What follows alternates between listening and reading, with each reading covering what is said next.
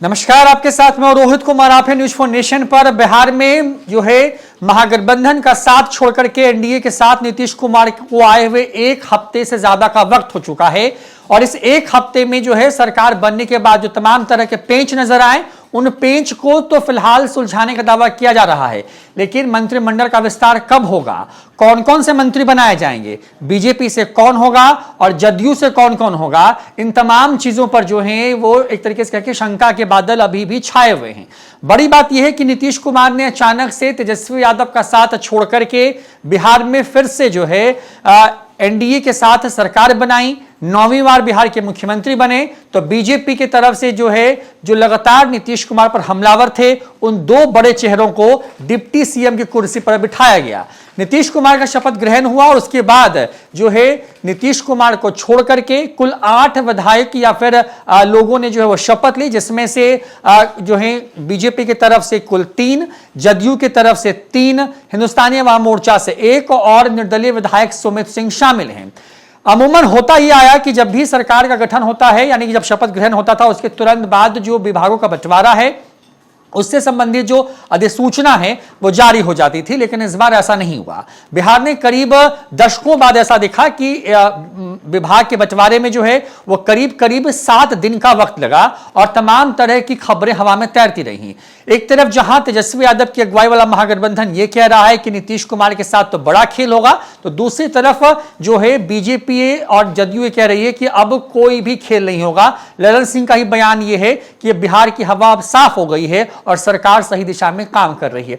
इन तमाम मुद्दों पर बातचीत करने के लिए हमारे साथ में जो है हमारे संपादक कौशल प्रियदर्शी जी हैं, क्योंकि जिस तरह की अड़चन एक हफ्ते की जो चली बिहार के अंदर में एनडीए के अंदर में विभागों का बंटवारा करने में नीतीश कुमार नाकाम रहे और आखिरकार जो है कल बीते दिन जो है शनिवार को जब जो लिस्ट जारी की गई इसमें दिखाया गया कि बीजेपी को कुल 23 विभाग दिए गए हैं, जदयू के खाते में कुल 19 आए हैं और हिंदुस्तानी अवाम मोर्चा को 2 और निर्दलीय के तौर पर सुमित सिंह के पास 1 विभाग है।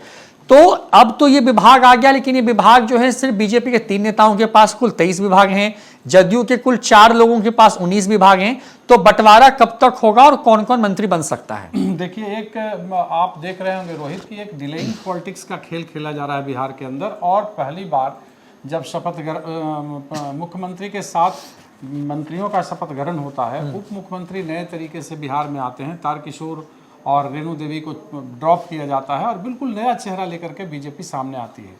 उसके बाद प्रेम कुमार जो बैठे हुए थे, काफ़ी 20 में उन्हें मंत्री नहीं बनाया गया था, उसके बाद उन्हें मंत्री बनाया जाता है। तो बीजेपी बहुत नए तरीके से काम बिहार में करना चाह रही है। जैसा कि 3 राज्यों के चुनाव परिणाम के बाद आपने देखा होगा कि बिल्कुल बैक बेंचर जो थे, जैसे भजन लाल शर्मा पहली बार विधायक बन के आए, उन्हें मुख्यमंत्री के तौर पे यहाँ प्रेजेंट कर दिया गया। उसी तरीके से मोहन यादव हों या छत्तीसगढ़ के विष्णुदेव साय हों। तो बिहार में भी एक नया प्रयोग देखा गया कि किसी ने यह अनुमान नहीं लगाया था कि कौन उप मुख्यमंत्री होगा। हालांकि लोगों को लग रहा था कि अति पिछड़ा या दलित का जो कार्ड प्रधानमंत्री द्वारा हमेशा ये बातें कही जाती हैं कि ये 10 साल अति पिछड़ों का है, तो उन्होंने सवर्ण के एक सवर्ण क्लास से एक और एक पिछड़े वर्ग से एक उप मुख्यमंत्री बनाया। लेकिन अब सवाल बड़ा है कि मंत्रिमंडल विस्तार कब होगा। हम इसी बात पर आपको बताने जा रहे हैं। अभी उप मुख्यमंत्री, दोनों जो उप मुख्यमंत्री हैं नए, ये चले गए हैं कहाँ? दिल्ली में इनका जोरदार स्वागत हुआ है। आज अमित शाह से मीटिंग भी हुई है और ये कल तक वहाँ फीडबैक देंगे, लेकिन इनके फीडबैक से काम नहीं चलने वाला है। अभी इसमें देर होने वाला है मंत्रिमंडल विस्तार में। आज तो तारीख 4 है, लेकिन अभी उसमें कुछ देर है। हम तारीख भी बताएंगे किस दिन कौन यहाँ आ रहे हैं और वे कब फैसला ले लेंगे। चूंकि 12 को फ्लोर टेस्ट है, उसके बाद होगा या 12 को फ्लोर टेस्ट से पहले हो जाएगा, इसकी जानकारी भी हम दर्शकों तक पहुंचाएंगे। लेकिन जो 2 धुर विरोधी थे, विजय सिन्हा और सम्राट चौधरी, इन दोनों को उप मुख्यमंत्री बना दिया गया। ये कहा जा रहा था कि नीतीश कुमार के जो 2 धुर विरोधी हैं उन्हें इस तरीके से सामने लाया गया है। अब पहले जैसी सरकार नहीं चलेगी। गृह विभाग और कार्मिक विभाग को लेकर के चीज़ें बरबस चल रही थी कि नहीं, सामान्य प्रशासन विभाग जो है वो इनके जिम्मे आ जाएगा। और जो सुशासन की संकल्पना इन्होंने की है और जिस तरीके से नीतीश और तेजस्वी की जब सरकार थी ये हमला किया करते थे, तो अपराधियों पर नकेल कसने के लिए कल भी सम्राट चौधरी ने नालंदा की मीटिंग में बड़ा जोर शोर से ऐलान किया कि यहाँ के अपराधी अब निकलने, नहीं तो उनकी जगह नेपाल में, नहीं तो कपाल में। तो अब सवाल है कि आगे क्या करेंगे। तो वहाँ तो चीज़ें क्लियर हो गई, डिले किया गया, जानबूझ करके एक प्रेशर पॉलिटिक्स खेली गई, लेकिन उसके बावजूद विभागों का बंटवारा हुआ और वही 2020 के फार्मूले पर हुआ जो 2020 में इन दोनों की सरकार बनी थी, तब हुआ था। उससे कुछ अलग नहीं हुआ, वही फार्मूला करीब करीब हुआ। हालांकि जितने मलाईदार विभाग थे, अगर ड्राइविंग सीट पर किसी को देख रहे हैं तो वो नीतीश कुमार हैं। सामान्य प्रशासन, गृह और शिक्षा भी उन्होंने ले लिया। तो ये सारी चीजें हो गई अब। और जैसा आपने बताया कि 23 विभाग इनके पास, 19 विभाग उनके पास, संतोष सुमन के पास 2 विभाग जो हम के हैं, समर्थक हैं, और उसी तरीके से सुमित सिंह जो निर्दलीय हैं उनके पास विज्ञान एवं प्रावैधिकी, संतोष सुमन के पास सूचना एवं प्रावैधिकी है और इनके पास अनुसूचित जनजाति कल्याण है। तो डिपार्टमेंट बट गया। लेकिन अब बड़ा सवाल है कि बिहार के लोग देख रहे हैं कि जहां इतना ज्यादा काम है तो एक मंत्री के पास 9 विभाग है, और ऐसे में वक्त में जब बजट आना हो और दोनों उप मुख्यमंत्री के पास 9 विभाग है। वित्त तो सम्राट चौधरी को दे दिया गया। तो अब मंत्रिमंडल विस्तार कब होगा? तो ये दोनों जो नेता द्वय हैं उप मुख्यमंत्री, ये वहाँ गए हैं और वहाँ जाने के बाद ये फीडबैक देंगे। एक तो वहाँ इनका स्वागत हुआ जोरदार, और ये फीडबैक देंगे। फीडबैक देने के बाद इस पर भारतीय जनता पार्टी का जो टॉप लीडरशिप है वो निर्णय लेगा। लेकिन अभी 4-5 रोज कहीं कुछ होने जाने वाला नहीं है। भारतीय जनता पार्टी के जितने नेता हैं कुछ छटपटा लें, लेकिन 4-5 रोज कुछ नहीं होने जाने। यानी हम लोग ऑलमोस्ट तारीख के आसपास है, यानी 5 दिन का मतलब है कि 9-10 तक कुछ नहीं होने जा रहा है। जी, 4-5 दिन तक कुछ होने वाला नहीं है। मतलब 4 रोज तो कहीं लीजिए। उसके बाद एक नेता आएंगे। विनोद तावड़े का आना संभवतः 7 को आ जाए या 8 को आ जाए। ठीक है, विनोद तावड़े फिर यहाँ आएंगे। ये जिनका बायोडाटा लेके गए हैं वो उनका फीडबैक चला गया, क्योंकि हर नेता के इर्द गिर्द और बाकी लोग होते हैं। हर कोई अपनी टीम बनाना चाहता है। जनता पार्टी इतनी बड़ी पार्टी है, इतने उनके संगठन है कि हर तरफ से उनको फीडबैक मिल रहा है। और मंत्री किसको बनाया जाए और विस्तार कब होगा? तो जब नेता आएंगे इनके विनोद तावड़े इनके प्रभारी 7-8 को यहाँ वो आ जाएंगे। 7-8 के बाद फिर वो फीडबैक लेंगे तमाम संगठनों से, तमाम लोगों से, मीडिया से, माने पूरा वो जब उसका ये ले लेंगे तो फिर वो कहाँ चले जाएंगे? फिर जाएंगे दिल्ली चले जाएंगे। तो दिल्ली जाने के बाद यह निर्णय होगा कि भाई अब मंत्री किसको बनाया जाए। मंत्रिमंडल के भी चेहरे चौंकाने वाले होंगे। ये नहीं होगा कि पहले जो एकदम जो जमे जमाए लोग हैं उसी तरीके से हो गए। ठीक है, सम्राट चौधरी भी मंत्री थे और विजय सिन्हा भी मंत्री थे, लेकिन उप मुख्यमंत्री के तौर पे दोनों नेताओं को चुन करके बीजेपी ने एक बड़ी चुनौती तो दी है ना। जाति गणना करके जो अति पिछड़ों और बाकी पिछड़ों का कार्ड खेलने की कोशिश मुख्यमंत्री ने की, तो भारतीय जनता पार्टी ने यहाँ सीधे चुनौती देते हुए एक सवर्ण को उप मुख्यमंत्री बना दिया। यानी आप कह सकते हैं कि जो सबसे टॉप लीडरशिप में है उप नेता बनाया सवर्ण को, और उसके बाद फिर बनाया सम्राट चौधरी कुशवाहा है। ठीक है, वोट बैंक की पॉलिटिक्स होती है, तो वोट बैंक तो सबसे ज़्यादा 36% का है ना, तो 36% वाले को कर लेते, क्योंकि लोकसभा चुनाव मोदी के लय और ताल पर लड़ना है, मोदी के लहर में ही लड़ना है। तो उसकी बात छोड़ दें, अब थोड़ा आगे चलते हैं। अब विनोद तावड़े आएंगे यहाँ, विनोद तावड़े लौटेंगे और लौटने के बाद वो फीडबैक देंगे। उसके बाद टॉप लीडरशिप जो है वो मतलब फैसला लेगी कि अब किसको किसको मंत्री बनाया जाए। इसलिए वो मुगालते में न रहें कि जो पहले से मंत्री हैं या पहले से जो जिनका नाम चल रहा है विधानसभा अध्यक्ष में वो कुछ हो जाएंगे। हम ये सिर्फ बात कर रहे हैं किसकी? बीजेपी की। जनता दल यू की बात मैं नहीं कर रहा। जनता दल यू के पास वो जो पूरा नीतीश चाहेंगे और जिनको चाहेंगे बस जो हर बार होता है, यहाँ वो नहीं होने वाला है। यहाँ अब है कि आपका पूरा बायोडाटा जाएगा और जातीय समीकरण के अनुसार भी फिट बैठाया जाएगा। आप आगे आने वाले समय में सरकार के इमेज के साथ क्या कर सकते हैं, आपकी वजह से सरकार के इमेज का क्या, सरकार का इमेज कैसा बन सकता है, लोकसभा चुनाव में उसका इम्पैक्ट क्या होगा। तो ये तमाम चीज़ों पे बातें करने के बाद विनोद, मतलब आप समझ लीजिए कि 8-9 तक मंत्रिमंडल विस्तार का कोई चांस नहीं है। ये चीजें जाएंगी, ये फ्लोर टेस्ट के बाद। लेकिन तो तकनीकी तौर पे समझाइए कि 12 तारीख को फ्लोर टेस्ट है, उसके बाद सरकार बजट पेश करेगी, नीतीश सरकार, क्योंकि बजट सत्र को जितना हम लोगों ने देखा है, आपने जितना कवर किया है, तो उसमें यही समझते हैं कि हर विभाग का फिर सेपरेट बजट आता है, मतलब मेन बजट होने के बाद, और उसके बाद तमाम मंत्री जो है अपनी अपनी विभागों की बातों को कहते हैं, उस पर बहस होती है, उसमें अलग डिमांड्स रखे जाते हैं। तो क्या ये सब कुछ बजट सत्र के शुरू होने के पहले हो जाएगा, क्योंकि 12 को फ्लोर टेस्ट है, तो क्या 13 से पहले ये सब कुछ हो जाएगा, 12 से 13 से पहले, या फिर ये मान के चलें कि सरकार जो है बजट पेश कर देगी और उसके बाद शपथ ग्रहण होगा? देखिए, जहां तक बजट पेश करने की बात है तो वित्त मंत्रालय तो उन्हें मिल चुका है, मंत्रियों के फीडबैक तो रहते नहीं है, करीब करीब तो जितने IAS रहते हैं, उनके प्रधान सचिव रहते हैं, उनके द्वारा जो चीजें तैयार की जाती हैं, इससे पहले कुछ दिन पहले तो मंत्री थे ही, तो नीतीश कुमार के मन मुताबिक तो सारी चीजें गढ़ दी गई होंगी, या उनके पास वो फाइल गया होगा, वो सारी चीज़ों को खुद देखते हैं, तो उस अनुसार वो चीज़ें तो आ ही गई थी ना। ये तो दिसंबर के लास्ट महीने में ये सारा खेल हुआ, जनवरी के लास्ट महीने लास्ट सप्ताह में, तो ये जो खेल हुआ, इसके बाद ये चीज़ें अब तो करीब करीब चीज़ें, अब वित्त मंत्रालय जाहिर सी बात थी कि बीजेपी को मिलना था, क्योंकि राष्ट्रीय जनता दल से जदयू ने अब महागठबंधन की सरकार में खुद ले ली थी इसकी जिम्मेवारी, क्योंकि अब्दुल बारी सिद्दीकी उधर से नहीं थे। तो कहने का मतलब है, जीते हुए नहीं थे, तो वित्त मंत्रालय तो है ही ना, तो बजट पेश करने वाला तो व्यक्ति है, बाकी तो सारी चीजें तैयार ही हो गई होंगी, कोई 3, 4, 5 दिन में तो ऐसा होता नहीं। तो ये पूरा सत्र क्योंकि पूरे फरवरी के आखिर तक चलना है, तो क्या मतलब पूरे फरवरी नहीं तक?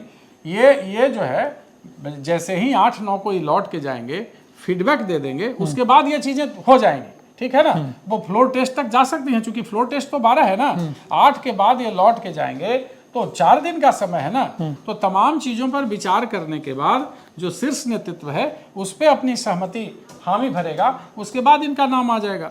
जहां तक अभी बात है कि 9 दूना 18 और उधर 5, तो 23 विभाग तो इनके पास है ही, इनको होगा कि इनको उठा के कि आप भाई बताइए कि ये विभाग, स्वास्थ्य विभाग से लेकर। अच्छा, मैं एक सवाल पूछूं आपसे, डिप्टी CM सम्राट चौधरी, उनके पास कुल 9 विभाग हैं, वित्त, वाणिज्य, कर, नगर विकास, स्वास्थ्य, खेल, पंचायती राज, उद्योग, पशु, मत्स्य और विधि।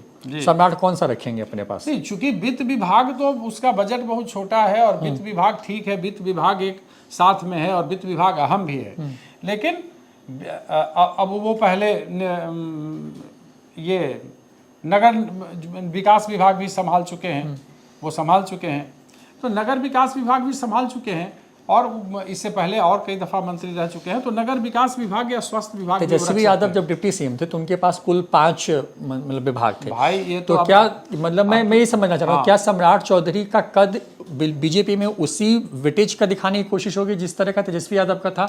उनके पास कुल 9 विभाग है, तो क्या 5 उनके पास? ऐसा नहीं रहा बीजेपी में। बीजेपी एक सांगठनिक पार्टी है, और वो तो पारिवारिक, अब उनको पता नहीं क्या लग रहा था कि सब हंसोत के खुदे रख लें। ऐसा कहीं देखे हैं कि एक मंत्री के पास उतना विभाग होता है? सारे बड़े विभाग होता है। अब मनसा क्या थी, भगवान मालिक है, लेकिन ऐसा कहीं होता है कि सब बैठ करके अपना रख लिए? ये तो स्वास्थ्य, पथ, पर्यटन, ये सब, नगर विकास, तो ये क्या मतलब है? इससे दुनिया समझ लेती है कि आप तो क्या मतलब करना चाहते हैं। उनको अभी नीतीश कुमार ने उनके नाम पे लॉट कर दिए हैं, चूंकि बंटवारा होना था ना, तो क्या आपके सहयोगी दल है, आप दो सम्राट चौधरी के पास रह सकता है? हाँ, 2 रह सकता है, यानी 7 उनके पास जाना है। और अगर आपसे मैं पूछूं कि वित्त, वाणिज्य, नगर, स्वास्थ्य, खेल, पंचायती राज, मुझे उद्योग, लगता है कि नगर विकास विभाग वो रखेंगे, और इसका स्वास्थ्य नहीं रहेगा, 3 विभाग नहीं रह सकता। तो मतलब वित्त और नगर विकास? हाँ, वित्त, नगर विकास, या फिर वित्त या स्वास्थ्य। अच्छा, ये 2 रह सकते हैं, 2 रह सकता है। उसी तरीके से विजय सिन्हा के पास आप देख ले, पथ निर्माण रख सकते हैं, तो उनके पास भी 9 विभाग है, कृषि, पथ निर्माण, राजस्व एवं भूमि सुधार, गन्ना उद्योग, खान एवं भूतत्व, श्रम संसाधन, कला संस्कृति एवं युवा, लघु जल संसाधन, लोक स्वास्थ्य अभियंत्रण। तो PhD भी बड़ा विभाग है, लेकिन वो मुझे लग रहा है कि पथ निर्माण उनके पास रह जाएगा, एक विभाग रहेगा जी। पथ निर्माण रखेंगे, वो ज्यादा, यानी कि उनके पास जो कृषि रख सकते हैं, पैटर्न रख सकते हैं। लेकिन अब तो है कि ज्यादा से ज्यादा मंत्री जो श्रम मंत्री भी थे, वो पिछले सरकार में थे। ये राष्ट्रीय जनता दल नहीं है, ये भारतीय जनता पार्टी है और ज़्यादा से ज़्यादा लोगों को इंगेज करना चाहेगी। इंगेज करके, चूंकि लेकिन एक तरफ ये भी देखना है कि 10% ही मंत्रिमंडल होगा, तो उसी में ये सारी चीज़ों को अपना ये प्रेम कुमार की बड़ी प्रेम कुमार की भूमिका है। प्रेम कुमार पहले कृषि मंत्री हुआ करते थे, जो कि सहकारिता इनके पास रह सकता है, सहकारिता रहेगा, बाकी सब बट जाएगा। क्योंकि अभी तो यहाँ पटना से भी नितिन नवीन पहले पथ निर्माण मंत्री हुआ करते थे। तो ये पूरी जो पूरा जो मतलब लब्बो लुआब पहले वो 12 से पहले हो जाना चाहिए, लेकिन अभी 3-4 दिन कोई चांस जो सूत्र बता रहे हैं बीजेपी के, अगर मतलब जो सम्राट चौधरी जो लिस्ट लेके गए हैं, जो अमित शाह के सामने उन्होंने रखी, या फिर जो विनोद तावड़े जब आएंगे, जो उनको फीडबैक मिलेगा, अगर आपको एक कैबिनेट बनानी हो जिसमें बीजेपी कोटे के जो कुल 23 विभाग हैं, उन 23 विभागों को अगर आपको देखना हो, तो उन 23 विभागों में किसको आप जो है वो मंत्री बनता हुआ देख रहे हैं, और लग रहा है कि नहीं इनका शपथ ग्रहण होने जा रहा है? मतलब देखिए, इसी पे आपका सवाल सही है, लेकिन भारतीय जनता पार्टी के सूत्रों के अनुसार अभी जो जानकारी मिली है, बिल्कुल चौंकाने वाले चेहरे हो सकते हैं। कुछ तो चेहरे पुराने होंगे, नितिन नवीन। अगर पुराने की ही बात करें तो कौन कौन हो सकता है? पुराने में नितिन नवीन हो गए, शाहनवाज हुसैन हो गए, फिर अब जैसे मान लिया पहले जो रामप्रीत पासवान वगैरह, ये बाकी जो है, ये सब बहुत सारे चेहरे नहीं रहेंगे। हो सके मतलब यंग चेहरों को ज़्यादा मौका मिले। अति पिछड़ा का एक समीकरण बेस्ट होगा, पिछड़ों का भी होगा। पिछड़ों में तो ये दे तारकिशोर प्रसाद और रेणु देवी को देखिए एडजस्ट करते हैं कि नहीं, लेकिन एक बार चूंकि अब उनके परफॉर्मेंस को वे लोग देखेंगे, उसके बाद ये चीज़ें हुई। जब आप देखा कि सीधे और सरकार में तालमेल भी नहीं बैठा पाए, जो पिछली सरकार थी उसमें मुख्यमंत्री भी आप उनको नहीं बनाया गया, तो ये तो मतलब साफ है ना कि कहीं ना कहीं उस पैमाने पे उनके खांचे में ये खरे नहीं उतरे, तो इन्हें रिजेक्ट किया गया। लेकिन चूंकि एक दोनों उप मुख्यमंत्री रह चुके हैं, तो बाहर करना भी थोड़ा मुश्किल होगा। और जिस जाति से आते हैं उस जाति के साथ अति पिछड़ा है एक, तो उससे इनको जगह दी जा सकती है। तो ये मतलब, क्योंकि हम एक बार सिलसिलेवार तरीके से पहले बता देते हैं कि कौन कौन से विभाग, तो नीतीश कुमार के पास जो है वो कुल 5, और वैसे विभाग जो किसी को आवंटित नहीं है वो सारे हैं। और सब कुछ नीतीश कुमार 2005 में मुख्यमंत्री बनने के बाद से लगातार अपने पास रखते रहे। वो सम्मान प्रशासन, गृह, मंत्रिमंडल, सचिवालय, निगरानी, निर्वाचन जैसे महत्वपूर्ण विभाग हैं। यानी कि सरकार जिससे कमांड करती है अधिकारियों को या फिर पूरे सिस्टम को, वो नीतीश कुमार के ही पास रही है, और हमेशा से नीतीश कुमार के पास जो है ये विभाग रहे हैं। बीजेपी यही चाह रही थी कि गृह और सामान्य प्रशासन जो है, क्योंकि अधिकारियों की ट्रांसफर पोस्टिंग अपने हिसाब से जो रामराज की बात बीजेपी कर रही है, जब बीजेपी ने तो शुरुआती वक्त में आप ये मान के चल सकते हैं कि सरेंडर किया बीजेपी ने वहाँ पे। जैसे हाँ बिल्कुल, देखिए उसमें हुआ कि शुरू में गृह और कार्मिक की मांग, हालांकि बाहर में ये कोई बातें नहीं आई थी, लेकिन जैसा कहा जा रहा था कि अगर मान लिया कि आप अपराधियों पर कंट्रोल करना चाहते हैं और प्रशासन को अपने नियंत्रण में करना चाहते हैं, कि जिन अधिकारियों को लेकर के आप लगातार महागठबंधन की सरकार में सवाल उठा रहे थे, सवाल विपक्ष में रहते हुए, तो उन अधिकारियों पर नियंत्रण करेंगे कैसे? जब तक आपके पास सामान्य प्रशासन विभाग की जिम्मेवारी नहीं होगी, तभी नियंत्रण करेंगे ना। तो ऐसा लग रहा था कि भारतीय जनता पार्टी इस मूड में नहीं है, इस बार अलग मूड में है। लेकिन वो कहा गया ना कि भाई सम्राट आ जाए या विजय आ जाए, चलेगी नीतीश की।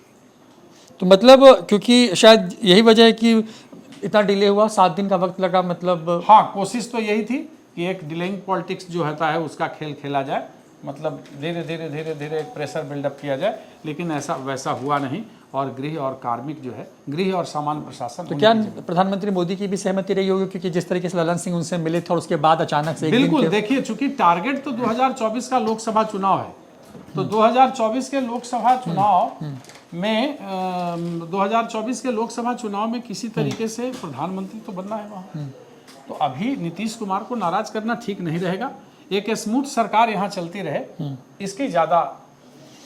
तो चलिए, हम नीतीश कुमार के विभाग को बताया। अब देखिए, बीजेपी कोटे से कुल 3 लोगों ने शपथ ली है। सम्राट चौधरी डिप्टी सीएम है, विजय सिन्हा डिप्टी सीएम है। कुल 9 विभाग हैं इनके पास में। आपको बताते हैं, सम्राट चौधरी के पास वित्त, वाणिज्य, नगर विकास, आवास, स्वास्थ्य, खेल, पंचायती राज, उद्योग, पशु एवं मत्स्य संसाधन और विधि विभाग है। जबकि विजय कुमार सिन्हा के पास कृषि, पथ निर्माण, राजस्व एवं भूमि सुधार, गन्ना उद्योग, खान एवं भूतत्व, श्रम संसाधन, कला संस्कृति एवं युवा विभाग, लघु जल संसाधन विभाग और लोक स्वास्थ्य अभियंत्रण विभाग है। जबकि प्रेम कुमार जिनकी वापसी बहुत एक तरीके से कहें कि ऐसे वक्त में हुई जब उनको ये माना जा रहा था कि सुशील मोदी, आपको प्रेम कुमार और नंदकिशोर यादव, ये तीन ऐसे बड़े नेता थे जो कि नीतीश कुमार के साथ 2005 से रहे और इनको अचानक से डंप कर दिया गया था 2020 के विधानसभा चुनाव के में सरकार बनने के बाद, और इनकी वापसी हुई है। इनकी वापसी के पीछे की क्या बात है वो जानेंगे, लेकिन इनके पास जो कुल 5 विभाग हैं उसमें पर्यटन, पर्यावरण एवं वन एवं जलवायु परिवर्तन, पिछड़ा वर्ग एवं अति पिछड़ा वर्ग कल्याण और सहकारिता और आपदा प्रबंधन जैसे महत्वपूर्ण विभाग हैं। प्रेम कुमार को अचानक से लाना, वही प्रेम कुमार जिनको आपने डंप कर दिया हो बीजेपी के अंदर में, रेणु देवी और तारकिशोर को जब आप लेकर के आए, मुझे याद है कि पटना में अमित शाह आए थे और अमित शाह ने बीजेपी दफ्तर में मीटिंग की थी, उसके बाद से प्रेम कुमार और नंदकिशोर यादव बिल्कुल साइलेंट हो गए और अचानक से फिर प्रेम कुमार को लाना गया, टाउन सीट से लगातार जीतते रहे हैं। क्या सिर्फ और सिर्फ जाति के हिसाब से मतलब वोट बैंक को साधने के लिए उनको लाया गया? उसमें यह है कि प्रेम कुमार चूंकि चंद्रवंशी समाज से आते हैं और अति पिछड़ा में एक महत्वपूर्ण कास्ट है चंद्रवंशी को लेकर के जो चीजें थी वो बड़ी स्पष्ट थी और कोई बड़ा लीडरशिप दिख नहीं रहा था। तो एक बार फिर से चुनाव को देखते हुए चंद्रवंशी समाज के लीडर प्रेम कुमार को आगे लाया गया है। क्योंकि एक भीम सिंह आए हैं लेकिन उनका कद उस तरीके का नहीं है। चंद्रवंशी समाज में अभी तक कोई एक सेकंड लीडरशिप बहुत बड़ा तैयार नहीं कर पाया है और इनकी स्वीकार्यता है, इन्हें सब कोई जानते हैं, इनका अपना एक जनाधार है चंद्रवंशी समाज के अंदर, रेगुलर जीतते रहे हैं, ये इनका कद है। तो इसीलिए संभवतः इनको यहाँ से शिफ्ट किया गया और एक बार फिर से मंत्री। जदयू कोटे की बात करेंगे, लेकिन उसमें एक विभाग जो बहुत सुर्खियों में रहा पिछले 4-5 महीनों से के पाठक के आने के बाद से शिक्षा विभाग है। उनके फरमान शिक्षकों के खिलाफ लगातार जो है वो आते रहे हैं और शिक्षकों ने एक तरीके से कहें कि अब तो जो हाल का फरमान है उस फरमान के बाद जो नियोजित शिक्षक हैं उन्होंने एक तरीके से कहें कि विद्रोह की स्थिति उनके पास है और वो कह रहे हैं कि छोड़ने वाले नहीं हैं और तेजस्वी के साथ साथ नीतीश कुमार में बहुत हमलावर हैं। शिक्षा विभाग, क्योंकि इसके पहले की सरकार जो महागठबंधन की थी उसमें वो आरजेडी के जिम्मे था, नीतीश कुमार अब तक जब से सरकार में रहे शिक्षा विभाग जो है मोर और लेस उनके पास जदयू के कोटे में रहा है और फिर से जदयू ने उसको वापस ले लिया है। क्या ये मान के चलें कि जो एक तरीके से डैमेज हुआ है बिहार के अंदर में, नौकरियां आपने दी, चलो ठीक है आप नौकरियों का क्रेडिट ले रहे हैं, लेकिन जिस तरीके से नियोजित शिक्षकों के मन में एक भय का वातावरण बना हुआ है, क्या नीतीश कुमार एक कोई बड़ा ऐतिहासिक कदम उठा करके क्या आपको लगता है कि उस डैमेज को पाटने की कोशिश कर सकते हैं? शायद यही वजह है कि शिक्षा विभाग उन्होंने ले लिया। देखिए सहयोगी बदल गए हैं, है ना, सहयोगी बदलने के बाद कुछ कुछ मिजाज भी बदलता है। तो लेकिन चूंकि शिक्षा विभाग उनके पास है और विजय चौधरी जो उनके खास एकदम खास हैं, खासम खास हैं, वे उसके मंत्री हैं, तो कई चीज़ों पे सहमति बन सकती है। आज सुबह ही जो जनता दल यू के मुख्य प्रवक्ता नीरज कुमार हैं जो एमएलसी भी हैं सदन में, तो उनके द्वारा भी कहा गया है कि कई बातों को मैंने सरकार तक रखा है, सक्षमता परीक्षा से लेकर के बहुत सारी बातें हैं। तो अब सुनवाई के आसार हैं, क्योंकि महागठबंधन की सरकार में सुनवाई के कोई आसार नहीं थे, अपने हिसाब किताब से चल रहा था। लेकिन अब चूंकि गठबंधन में लोग हैं, सही उनकी ही सरकार है, तो अब तो बात तो माननी ही पड़ेगी, नहीं तो फिर बात बिगड़ सकती है ना। और यही कारण है कि नीरज कुमार ने भी कहा कि भाई हम इन चीज़ों के बारे में बात करेंगे, नहीं सरकार तक हम पहुंचा चुके हैं, सदन में इन बातों को जोर शोर से उठाएंगे, चाहे वो छुट्टी का मसला हो, 9 से 5 का मसला हो, सक्षमता परीक्षा का मसला हो। उन्होंने साफ कहा कि जिसकी आयु ही बची है अभी माने नौकरी की 1.5 से 2 साल, तो 3 जिला भर के वो कहाँ जाएगा भाई? वही चीज़ का सिस्टम होना चाहिए ना। तो उन्होंने सवाल उठाया है और अच्छा उठाया है। तो अब हम लोग संभवतः इस बहस को विराम देते हैं जी। और कुल मिलाकर के जो परिस्थितियां अभी तक दिख रही हैं, राजनीतिक परिस्थितियां, उसमें भारतीय जनता पार्टी की तरफ से ये सारी चीजें हैं कि 3-4 दिनों तक अभी कुछ होने जाने वाला नहीं है। आने वाले समय में जब उनके बिहार प्रभारी आएंगे, हालांकि उप मुख्यमंत्रियों के द्वारा जो दोनों गए हैं तमाम नेताओं के बारे में फीडबैक दिया जाएगा, मंत्रिमंडल का विस्तार होना है। अब किसका आधार मजबूत है, किसका कमजोर है, उस अनुसार नेताओं का बायोडाटा जा चुका है, अपने अपने हिसाब किताब से पैरवियां लगाई जा रही हैं, जोड़ तोड़ किए जा रहे हैं, लेकिन सबका कैरेक्टर देखा जा रहा है, पॉलिटिकल कैरेक्टर देखा जा रहा है। अब विनोद तावड़े आएंगे, 7 या 8 तारीख को यहाँ आएंगे, उसके बाद एक बार फिर तमाम संगठनों से फीडबैक लिया जाएगा, उसके बाद ही कोई निर्णय होगा। तो चलिए, बहुत बहुत शुक्रिया आपका हमारे साथ जुड़ने के लिए। तो 4 दिन जो है बिहार के लिए महत्वपूर्ण होने वाले हैं। इन 4 दिनों में 2 महत्वपूर्ण चीजें होने वाली हैं। दिल्ली में वो रिपोर्ट पहुंच गई है जिसके हिसाब से विजय सिन्हा और सम्राट चौधरी अपनी कैबिनेट चाहते हैं या उन चेहरों को चाहते हैं अपने आसपास जो परफॉर्मिंग हो। दूसरी तरफ जो है, क्योंकि विनोद तावड़े बिहार के प्रभारी हैं और बीजेपी में बिना प्रभारी के सहमति के बीजेपी में कुछ भी नहीं होता। वो वही होते हैं जो कि एक तरीके से कहें कि निगरानी रखते हैं कि आखिर कौन है और कौन सक्षम है और किसके आने से क्या फायदा, नफा नुकसान होगा। वो बिहार आ रहे हैं, जैसा बता रहे हैं कौशिक प्रियदर्शी जी की, वो 7-8 तारीख को जो है पटना आ सकते हैं। उसके बाद वो अपनी रिपोर्ट जो है यहाँ के तमाम प्रकोष्ठ संगठनों से लेकर के वो दिल्ली जाएंगे। वहां पर ये रिपोर्ट अमित शाह, जेपी नड्डा और प्रधानमंत्री मोदी तक पहुंचेगी और उसके बाद एक नई कैबिनेट जो है बनाने की कोशिश होगी जो कि परफॉर्मिंग हो, जो कि लोकसभा चुनाव 2024 और विधानसभा चुनाव 2025 के हिसाब से फिट बैठती हो जाति के क्वेश्चन के हिसाब से। और यही कोशिश होगी कि उन चेहरों को लाया जाए जो पहले थे, उनका पहले का काम कैसा था, सरकार के साथ तालमेल किस तरह का था, जदयू के साथ उनके रिलेशन किस तरह के हैं, तमाम चीजें जो हैं इन चीजों पर बारीकी से नजर रखी जा रही है। लेकिन आप ये मान के चलिए कि 12 तारीख को फ्लोर टेस्ट होने से ठीक पहले जो है बिहार में मंत्रिमंडल का विस्तार जो है वो संभव है। और बीजेपी में ज्यादा अड़चन है क्योंकि बीजेपी हर एक कदम जो है फूक फूक के रखना चाहती है, क्योंकि वो अब इस मूड में नहीं है कि वो किसी सूरत में जो है सिर्फ और सिर्फ नाम नीतीश कुमार का और बीजेपी उनकी बी टीम के तौर पे रहे। लिहाजा बीजेपी अपनी टीम ऐसी तैयार करना चाहती है जो काम के आधार पर अपनी और अपनी पार्टी का इमेज जो है उसको दुरुस्त और बेहतर कर पाए। तो इन तमाम चीजों पर हमने बात की कि आखिर वो कौन लोग हैं जो मंत्री बन सकते हैं, कब तक जो है शपथ ग्रहण हो सकता है, क्योंकि सरकार बनने के हफ्ते भर बाद भी जो है लगातार जो है जो शंका के बादल हैं वो अभी भी छाए हुए हैं। तमाम तरह की चर्चाएं चल रही हैं, हर कोई यही जानना चाह रहा है कि मंत्री बनेगा कौन, किसके जिम्मे कौन सा विभाग आएगा। तो जदयू में लगभग सब कुछ पहले से सेट है। नीतीश कुमार और मोरलेस पिछली ही कैबिनेट को रिपीट करने जा रहे हैं, लेकिन बीजेपी में इस बार ऐसा नहीं हो रहा है। तो फिलहाल इस लाइव डिबेट में इतना ही। न्यूज़4नेशन पर बाकी खबरों के लिए बने रहिए। नमस्कार।